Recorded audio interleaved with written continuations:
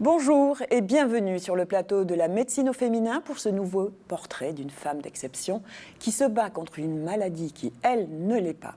La maladie, c'est le cancer du sein, le plus fréquent des cancers féminins. Près d'une femme sur 9 sera concernée au cours de sa vie, mais il a bénéficié de progrès considérables.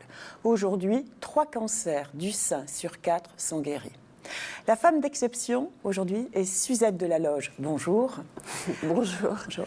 Vous êtes oncologue médicale et chef du comité de pathologie mammaire à l'Institut Gustave Roussy à Villejuif. Alors, il y a une petite histoire que je voudrais vous raconter quand même. La première fois que je vous ai vu, c'était en 2004. J'étais venue faire un reportage. Oui, ça remonte. C'était au moment où vous avez créé le diagnostic en un jour à l'Institut Gustave Roussy. Oui. Et comme tout journaliste, on a été passionnés par cette idée géniale, intelligente, originale. Et donc, nous sommes venus faire un reportage. Et là, j'ai vu débarquer une grande jeune fille, superbe, des cheveux flamboyants, je crois, à l'époque, un rouge aux lèvres noir, bref, quelqu'un de beaucoup plus gothique, je passe pour le reste des vêtements, quelqu'un de plus gothique et qui, quand même, dans ce milieu très formel et académique, je dirais, de la cancérologie, faisait un petit peu tâche. Alors, bon, je sais que depuis, vous vous êtes assagie, mais ça reste votre ADN quand même. Et pourquoi tout ça ? Qu'est-ce que vous essayez de montrer ? Est-ce que c'est pour conjurer le sort ? Peut-être.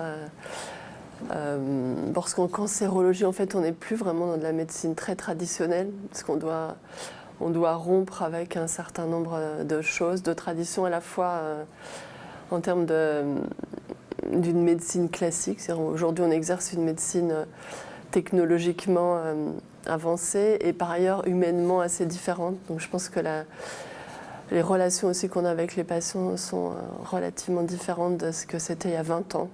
Donc les médecins ne sont plus les mêmes. On porte encore la blouse blanche, bien que je n'ai jamais aimé le blanc personnellement. Et ni la blouse d'ailleurs. Ouais, je pense que c'est à la fois la façon dont la médecine évolue et la façon dont les relations interpersonnelles évoluent. Et ça vous a desservi ou ça vous dessert ? Franchement. Non, pas du tout. Ouais, non, au contraire. Il y a une anecdote aussi qu'on m'a racontée, c'est qu'un jour vous étiez venu quasiment en tongs, alors qu'il y avait une réunion très importante avec des sommités internationales. C'est la provoque, ça, quand même, non ? D'abord, je ne me rappelle plus. Mais... Vos collaboratrices s'en rappellent, me l'ont raconté. Non, mais c'était un peu à une époque, en fait. Mes premiers chefs de service avaient un peu de mal parce que j'avais les cheveux en brosse et j'étais un peu punk au début. Mais bon, je me suis quand même relativement assagie. Mais l'apparence physique compte moins qu'à une époque, quand même. On est dans des milieux moins conservateurs. Et je pense que ça véhicule aussi une image de ce qu'on a envie d'être et de communiquer. Et vous avez envie d'être différente, donc ? D'être différente. D'abord, je me suis toujours appelée Suzette et j'avais pas le choix. Il fallait s'adapter à vous ça. C'était pas un prénom facile. Non, mais il fallait, voilà, c'est un prénom au moins que les gens retiennent. Et moi, j'avais envie de faire la médecine différemment et de faire avancer les choses différemment, de faire du management différemment aussi probablement. Alors, on va arrêter de parler chiffon et physique, hein, on va parler plus sérieusement. Vous êtes quand même chef du service de scénologie, c'est-à-dire du cancer du sein à l'IGR, comme on l'a dit tout à l'heure. Vous êtes reconnu mondialement, internationalement par vos recherches, parce que non seulement vous êtes chef de service, mais vous faites beaucoup de recherches. Et vous communiquez beaucoup dans les congrès, comme je disais. Est-ce que vous avez encore le temps de voir des malades ? Ah oui, totalement, c'est absolument indispensable. J'y passe au moins 2 jours entiers par semaine et un petit peu plus que ça même. Et c'est très important, Ouais. De consultation, vous suivez ou c'est des avis spécialisés qu'on vous demande pour des cas un petit peu compliqués ? Vous suivez des patients ? J'ai des patientes que je suis moi, bien évidemment, ouais. Encore beaucoup, et sinon ma vie n'aurait pas de sens particulier, c'est quand même le fondement. Ne plus voir de patients serait une punition majeure. Et puis en fait, je fais beaucoup d'avis spécialisés. Enfin, nous faisons collégialement beaucoup d'avis, donc on voit beaucoup de dossiers nationaux, internationaux, etc. Et puis beaucoup de recherches, ça prend du temps. Aussi, oui. Alors, autre originalité quand même, vous n'êtes pas professeur, vous êtes chef de service, mais pas professeur. C'est un coup de bol, c'est... Je sais pas si c'est une chance ou une malchance. Moi, c'est un choix, en fait. J'ai choisi, on m'a proposé plein de fois de faire les démarches pour cela. J'ai choisi à un moment de ne pas l'être, en grande partie pour que mon collègue ait la place pour le faire, parce qu'il mérite plus que moi. Professeur Fabrice André, qui est un excellent chercheur reconnu mondialement, qui est plus recherche et moins soins et clinique. Et parce que ce n'était pas indispensable pour continuer ma vie. Et parce qu'il y a aussi des contraintes à être professeur que peut-être je n'avais pas envie d'accepter. La médecine, pour vous, c'était de père en fille, je dirais? C'était dans la famille? Ah non, pas du tout. Non. En fait, non, mes parents étaient vignerons. Ils sont en retraite maintenant. Ils étaient vignerons dans un petit village bourguignon. Personne n'était médecin dans la famille. Et en fait, on n'est jamais là par hasard. Et j'ai mis longtemps à comprendre pourquoi j'étais là. J'ai toujours voulu être cancérologue depuis mon adolescence. En fait, c'est à cause d'une histoire familiale. Douloureuse. Et pourquoi le cancer du sein? Alors, cancéro, d'accord, et le sein? En fait, ça vient petit à petit. Au départ, je n'avais pas décidé de faire particulièrement cancérologie du sein, mais j'étais très orientée dans les pathologies féminines. J'avais pas mal de gynécologie à une époque. Et en fait, ça vient d'une affinité respective avec les patients, de l'intérêt des patients, de la maladie, du domaine de recherche. Je crois que j'ai une immense admiration pour les femmes, pour les hommes aussi, mais c'est un peu différent. Ouais, franchement, ça fait longtemps que je fais ça maintenant et je ne regrette à aucun moment. Et je pense que les femmes sont admirables. Alors que les femmes sont formidables, je ne vais pas vous contredire. Mais que dit-on de vous? Nous sommes allés dans votre service recueillir quelques indiscrétions. Suzette a posé un rythme qui est vraiment assez lourd et à tous les niveaux du service, qu'il faut réussir à suivre quand on travaille avec elle. Et ce n'est pas toujours facile. Ce qui est assez formidable, c'est que c'est quelqu'un dont on peut être très proche et elle a vraiment tout en ayant cette espèce de statut de déesse ou de sainte dans le service, et on peut lui parler, se moquer d'elle, la critiquer. Elle est un peu copine avec tout le monde et je ne sais pas très bien comment elle arrive d'ailleurs à être à la fois copine avec tout le monde et en même temps à se faire respecter. Elle terrorise un peu tout le monde aussi, donc je pense que c'est comme ça qu'elle y arrive, mais je pense pas qu'elle le fasse exprès, mais elle terrorise un peu tout le monde. 3 mots, alors je pense que c'est une sainte quand même, franchement. Je pense... L'autre caractéristique de Suzette, c'est qu'elle est super drôle. Donc c'est une sainte drôle. Et le 3e mot, ça serait Suzette. Je pense que, voilà, il n'y a que ce prénom-là pour qualifier Suzette. Ouais. On vous entend beaucoup rire. Alors, vous êtes une sainte qui terrorise, si je comprends bien. Pas mal, hein? Ça paraît légèrement antinomique. Avec? Je ne sais pas si c'est la bonne recette. Je n'ai pas l'impression ni d'être une sainte. Peut-être de terroriser, oui, c'est possible. Oui, mais c'est ça. Non, pas terroriser, d'imposer des standards assez hauts. Oui. Avoir de grandes exigences. Je pense qu'il faut que les gens... soient capables de délivrer une qualité de travail de très haut niveau. Je pense qu'on n'a pas de place pour la médiocrité ou l'incertitude dans le métier qu'on fait. Ouais. Vous avez 10 idées par jour, il paraît? On a tous 10 idées par jour, on les partage et c'est l'intérêt de ce service. Il y a beaucoup d'intelligence, beaucoup de générosité et on travaille énormément ensemble. Et les standards, on se les impose tous, les uns les autres, etc. Moi, je travaille beaucoup d'heures par jour. Je ne prétends pas demander aux gens de travailler autant. Mais je prétends qu'on aime tous ce qu'on fasse et qu'on soit tous ensemble au service des patients, de la recherche, de la médecine, des avancées, etc. Et ça marche plutôt bien. Et si c'était une autre pathologie que le cancer, vous seriez différente? Non, je crois pas. Je suis assez exigeante à la maison aussi, avec mes enfants, etc. Voilà, toute cette énergie, c'est pour vaincre le cancer du sein dont nous allons parler maintenant.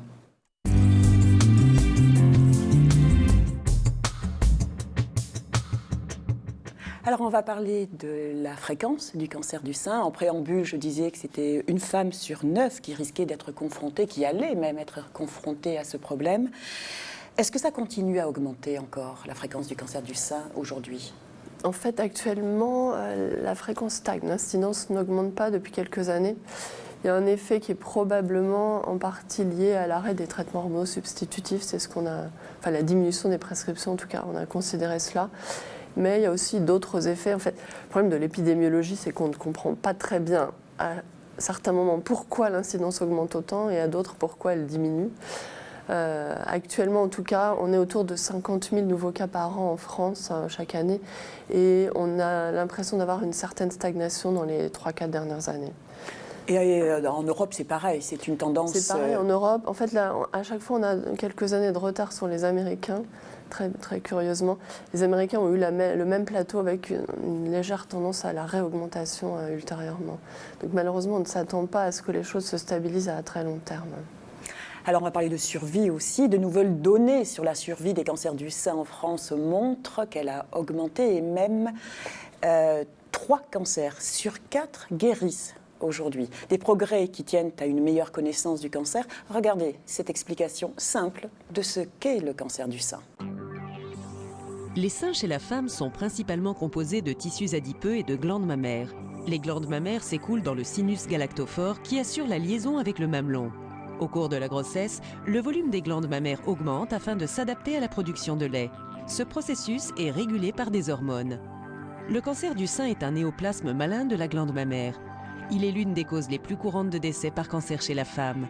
Son dépistage précoce, grâce à une autopalpation régulière et par mammographie, revêt une importance capitale.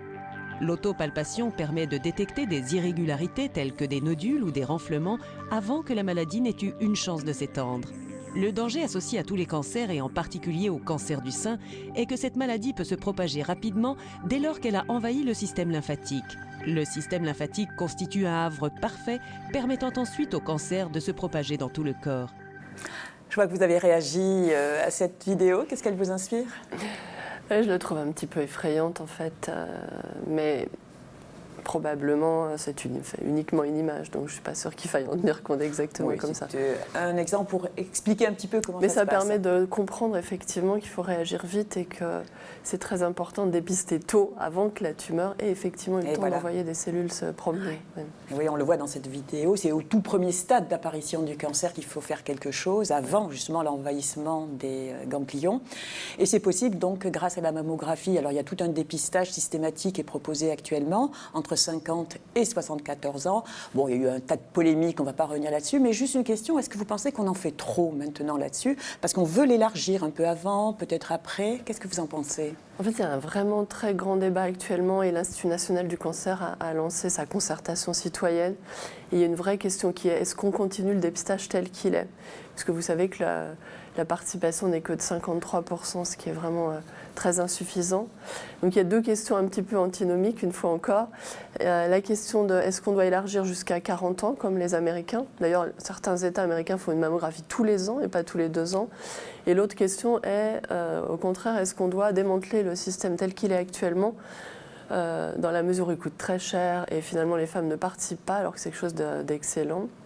Donc là, la concertation va sans doute aider à répondre à cette question. En tous les cas, pour vous, la mammographie est un excellent examen de dépistage précoce. Pour moi, aujourd'hui, c'est la meilleure chose qu'on ait. Je ne dis pas que c'est parfait, hein, on est bien d'accord, il y a des défauts.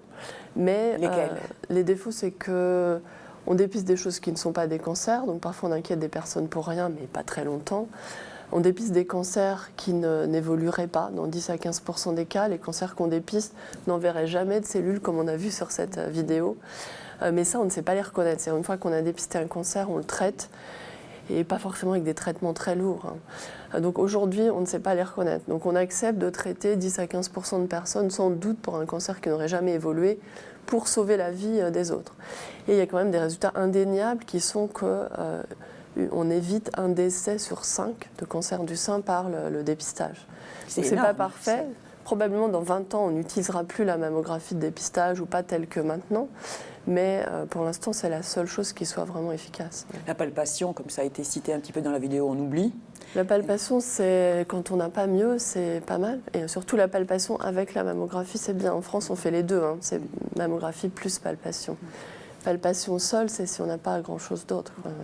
Alors on parle d'autres moyens de diagnostic précoce, à savoir le dépistage de cellules cancéreuses, par exemple, dans le sang, les tests génétiques, mais ça, bon, c'est un chapitre un petit peu à part. Mais je voudrais revenir sur ces cellules cancéreuses qui, avant que la tumeur ne soit trop importante, se baladent, entre guillemets, dans le sang. C'est mythe ou réalité ? On a beaucoup d'espoir là-dedans. En même temps, c'est quelque chose qui peut être un petit peu difficile. Donc là, on arrive dans une ère où il va y avoir un énorme développement des 10 prochaines années de recherche, soit de cellules tumorales circulantes, mais en fait, c'est pas très précoce. Peut-être dans les cancers du poumon où il y a eu plus de choses ou d'autres maladies, soit d'ADN tumoral circulant, c'est-à-dire de l'ADN anormal avec des mutations. Et on sait qu'assez précocement, on pourrait détecter ça. Donc là, il y a de très gros investissements en cours de grandes firmes et de laboratoires académiques nationaux, internationaux, pour envisager le dépistage très précoce de cancers par des tests sanguins très simples. Le grand problème, c'est qu'on risque de trouver des tas de choses qu'on n'a pas envie de trouver. On risque de trouver des choses qui, là aussi, seraient indolentes et disparaîtraient même sans qu'on fasse rien. Donc ça, c'est un futur, mais un futur encore lointain. En parallèle, cependant, on va éventuellement dépister des anomalies pour lesquelles on a des traitements. Donc on pourrait imaginer dans le futur éradiquer un cancer avant même qu'il n'apparaisse. Comme aujourd'hui, on éradique, entre guillemets, un infarctus avant qu'il n'apparaisse, puisqu'on traite le cholestérol. C'est exactement la même image. Très bien. Alors, il y a un moment très fort dans l'histoire d'un cancer du sein, c'est le début. Tout à fait. Enfin, je disais en préambule que vous avez créé le diagnostic en un jour en 2004 pour que les femmes sachent très vite ce qu'elles ont. Reportage. Valérie a senti une boule dans le sein. Elle passe très vite une échographie et une mammographie qui s'avèrent douteuses. La ponction est incontournable, mais elle ne pourra pas être réalisée avant 3 semaines. À l'Institut Gustave Roussy, on propose une autre solution. Mon médecin généraliste m'a fait un courrier pour pouvoir me déplacer jusqu'ici et être prise en charge sur une journée. Je pense que je me rends vraiment pas compte, je sais pourquoi je suis là, mais voilà, je pense que je garde tout ça en moi et peut-être que ça sortira un peu plus tard, je ne sais pas. Bonjour madame. Première étape de la consultation en un jour à l'IGR, l'oncologue qui analyse le dossier et trace la feuille de route. On a le compte-rendu de l'échographie, de la mammographie qui retrouve une petite opacité qui fait 1 centimètre au niveau du sein à droite. Et du coup, je vais vous examiner si vous voulez bien. D'accord. L'intérêt de la consultation et de l'accueil en un jour avec vraiment une équipe multidisciplinaire, c'est de permettre à la patiente de répondre à ses interrogations, qu'elle ne reste pas trop longtemps dans l'expectative, et à la fin de la journée de lui proposer non seulement le diagnostic, mais les étapes d'après, à savoir la prise en charge. Après l'examen clinique, l'échographie qui permettra de guider les ponctions. Bon, ça fait 7 mm. Donc on va faire 2 ponctions avec une aiguille très fine. Donc vraiment c'est un peu désagréable mais ça se passe très bien. Vous respirez normalement. Ça va, c'est pas trop douloureux. Donc là ça va être analysé tout de suite et puis on verra s'il y a besoin d'un autre examen ou pas. Là on voit le matériel de ponction qui est fait de cellules de morphologie normale. C'est bénin, oui. C'est associé à une importante réaction inflammatoire, mais c'est tout à fait bénin. Bonne nouvelle. Oui, bonne nouvelle. S'il y a une très bonne concordance entre l'imagerie, entre l'examen clinique et entre la ponction, on est aux alentours de 95 à 97% de fiabilité. En cas de doute, on va d'emblée faire une biopsie aujourd'hui. Dans ce cas, le résultat de la biopsie demande 1 semaine. Dernière étape, la plus redoutée, l'annonce du diagnostic. Donc je vous revois avec les résultats de l'analyse du prélèvement qui a été effectué ce matin. Donc les résultats sont rassurants. Il n'y a pas lieu de vous opérer, il n'y a pas lieu de faire un quelconque traitement. Et donc je vous propose de reprendre un suivi radiologique avec les mammographies et échographies de dépistage qui sont recommandées dans la population générale, à savoir tous les 2 ans. Très bien. D'accord. Je repars complètement rassurée. Ils m'ont dit qu'ils ne veulent pas me revoir, donc c'est parfait. Voilà, c'est l'histoire qui se finit bien. Ça se finirait moins bien, à savoir qu'il y aurait une tumeur maligne. Comment ça se gère sur une journée? Parce qu'on dit que l'annonce est très importante. Vous avez la structure pour faire ça bien? Oui, bien évidemment. En fait, cet accueil en un jour est dédié à ça. Et on a la moitié des femmes qui viennent pour lesquelles ça se finit entre guillemets moins bien, c'est-à-dire que le diagnostic est celui d'un cancer. Mais en général, on a déjà pré-évalué l'image, on a déjà expliqué à la première consultation, comment était l'image, quel était le pourcentage de cas dans lesquels on allait trouver un cancer ou pas, et si c'était un cancer, qu'est-ce qu'on va faire. Donc les femmes ont le temps de se préparer. Et finalement, dans une journée avec beaucoup d'encadrement médical, ça permet de développer plus de choses, de discuter plus les choses que venir à 3 consultations distinctes. Donc là, on est au sein d'une équipe, ça permet d'élaborer les choses. Donc souvent, cette annonce se passe bien. D'abord, l'annonce est assortie d'un programme de traitement.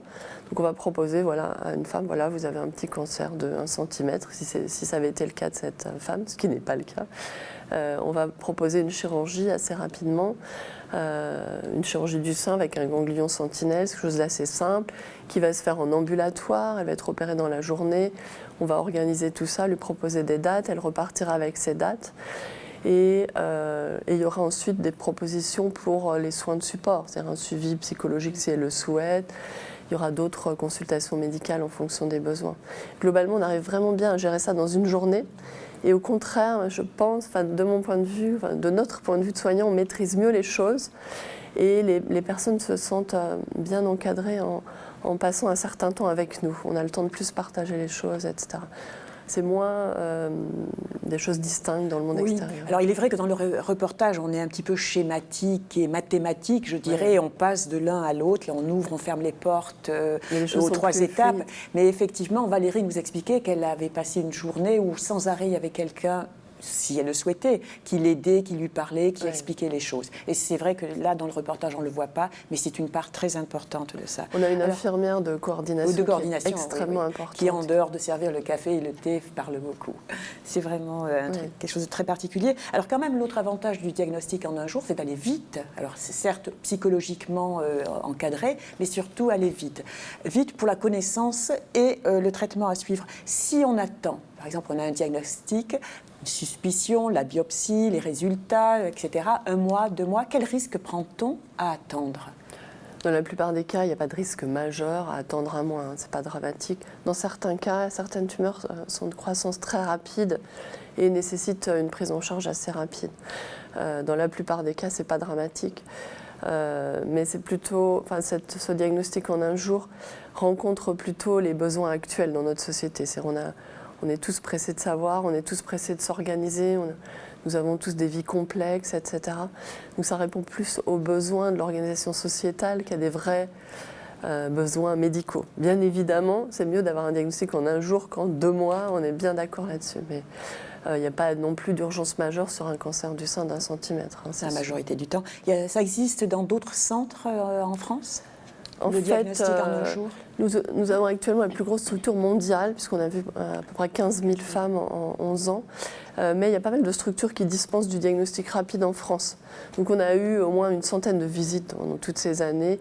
Il y a un certain nombre d'autres centres qui ont installé soit un diagnostic en un jour de cette façon-là, mais un peu plus petit, soit un diagnostic en 1 semaine ou en quelques jours. C'est-à-dire les personnes viennent une fois et reviennent une 2e fois. En fait, nous, on considère que, en plus avec les moyens actuels, technologiquement, on est capable de délivrer tous les examens dans la même journée. C'est-à-dire, par exemple, on a de l'angiomammographie qui a remplacé l'IRM. On est capable d'avoir tous les moyens technologiques à disposition. Et on a surtout tous les scientifiques, les médecins, toutes les compétences qui sont réunies en une journée. C'est assez difficile de le faire plusieurs fois dans la semaine. Donc, d'une façon très pratique, à la fois humaine et à la fois technique. Ça permet de travailler le mieux possible, dans la meilleure qualité possible. Oui, c'est une très très belle réussite en tout cas. Depuis décembre 2015, un site, deuxièmeavis.com, a été lancé. Il propose, pour des maladies graves, de remplir un questionnaire et de télécharger les examens pour obtenir un 2e avis médical, et ça en 7 jours. Tout ça pour la somme de 295 € qui, bien sûr, ne sont pas remboursés. Or, l'Institut Gustave Roussy propose la même chose, mais gratuitement. Il y a eu déjà 1500 demandes par an qui ont été faites pour le cancer du sein, justement. Qu'est-ce que vous en pensez ? En fait, il y a une organisation de la santé en France qui fait qu'un certain nombre de centres sont définis par les ARS, les associations régionales de santé, les agences régionales de santé, comme étant des centres de recours. Donc, ils fournissent des concertations pluridisciplinaires de recours et qui sont censées donner des avis pour les cas litigieux. Donc nous sommes un des centres de recours. Donc nous accomplissons nos missions, comme d'autres centres depuis très longtemps, à savoir donner des avis. Ça veut dire qu'on peut vous solliciter. Enfin, je sais qu'il on sur nous le sollicite site, on très trouve, régulièrement pour des avis. Donc on fait essentiellement des avis sur dossier. C'est de médecin à médecin ou de patient à IGR? Dans 60% des cas, ce sont des médecins qui soumettent des dossiers, dans 40% ce sont des patients qui soumettent leurs dossiers eux-mêmes. Et dans ce cas-là, on va adresser la réponse à un médecin qui la transmettra ensuite au patient. En fait, on est énormément sollicité, je dois dire. Pas forcément exactement comme on le souhaiterait, c'est-à-dire les critères de qualité sont parfois un peu divers. Mais il y a une demande énorme, qui est maintenant nationale, internationale, etc. Et en fait, c'est ressenti assez fréquemment maintenant par les patients comme un besoin majeur d'avoir un second avis. Et malheureusement, dans les hôpitaux publics, aujourd'hui, l'organisation et les moyens ne permettent pas réellement de répondre à cette demande. Donc nous essayons de le faire. Nous voyons à peu près 35 à 40 dossiers globalement d'avis par semaine actuellement. Oui, c'est très énorme. lourd. Très très lourd. Et parfois, malheureusement, nous ne sommes pas capables de le faire. C'est-à-dire les délais sont très longs, etc. Alors, bon, on en parlerait de façon plus longue. J'aimerais juste quelques mots maintenant sur les traitements innovants. Est-ce que ça a vraiment révolutionné les choses? Je pense à l'immuno-onco, je pense aux traitements ciblés. C'est ça qui a permis cette survie considérablement augmentée dans le cancer du sein? Dans les cancers du sein, on a eu de très grandes avancées dans les années 2000, en termes de traitements ciblés en particulier. Donc la première chose qu'on a faite, c'était d'identifier des sous-types de cancer du sein et d'arrêter de traiter tout le monde de la même façon. Et un des sous-types, qui est le cancer avec une surexpression de HER2, une protéine, une oncoprotéine, ce sous-type est très sensible à des thérapies ciblées qui sont dirigées, des anticorps dirigés contre HER2. Donc là, on a eu des changements majeurs. C'était les cancers les plus agressifs antérieurement avec des survies extrêmement mauvaises. Aujourd'hui, ce sont les cancers qu'on guérit le plus, grâce aux thérapies ciblées de façon extrêmement claire.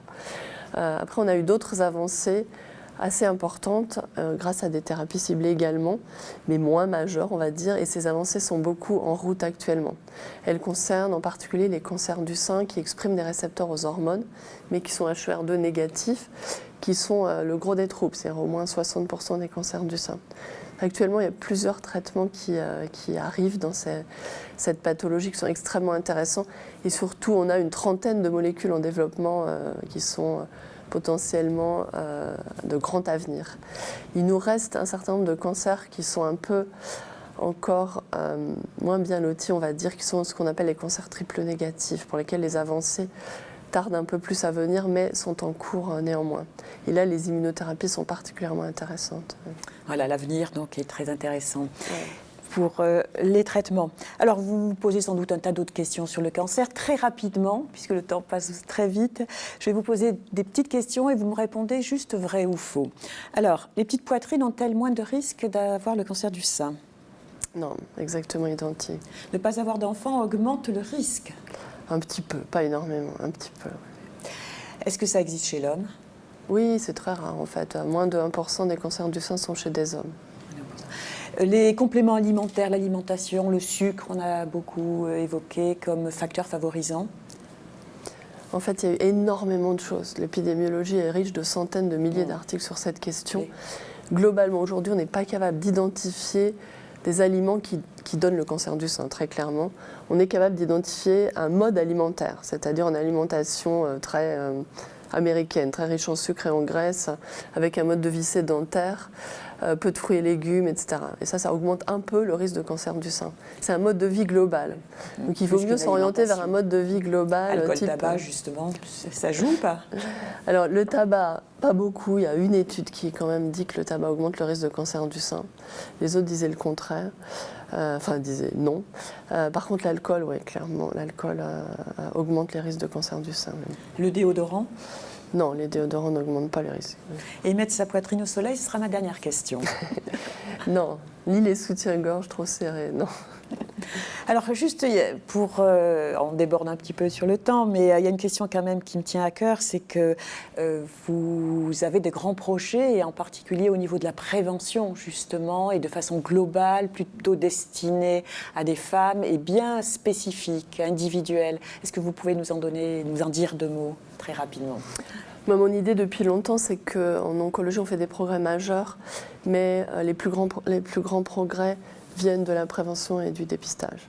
Et qu'on guérit beaucoup plus de personnes en évitant le cancer ou en le dépistant extrêmement tôt qu'à des phases très avancées de la maladie où les progrès sont bien plus difficiles.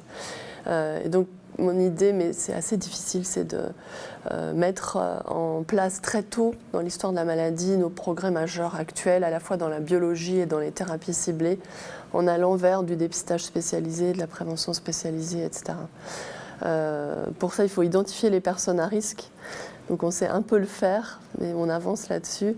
Pour ça, il faut avoir des dépistages très efficaces et très sensibles, mais aussi spécifiques, pas tout à fait comme la mammographie, à proposer, et des traitements qui pourraient éradiquer la maladie sans effet secondaire. Donc c'est pas encore demain. C'est très théorique tout ça quand même. Mais et en pratique. C'est en marche quand même.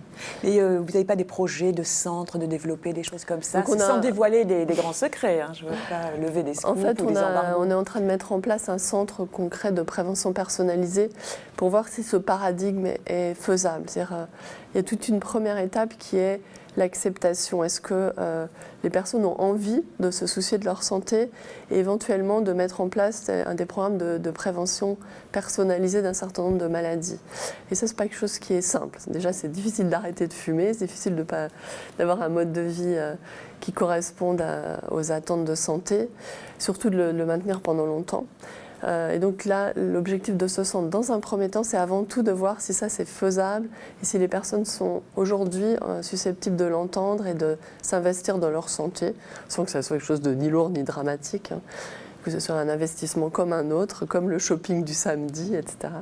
Et ensuite, ça nous permettra d'implémenter des grands programmes nationaux. Très beau projet, on en parlerait longuement. Malheureusement, l'horloge tourne et on doit se séparer. Cette émission est terminée, Dr Suzette Delaloge. Sachez que vous avez dans notre équipe de journalistes ici des grands fans, comme vous en avez dans votre service, que j'ai pu évaluer, et parmi vos patients, je suppose aussi. Merci de nous avoir consacré tout ce temps. Merci à vous de nous avoir suivis. Et on se retrouve très vite sur le plateau de La médecine au féminin.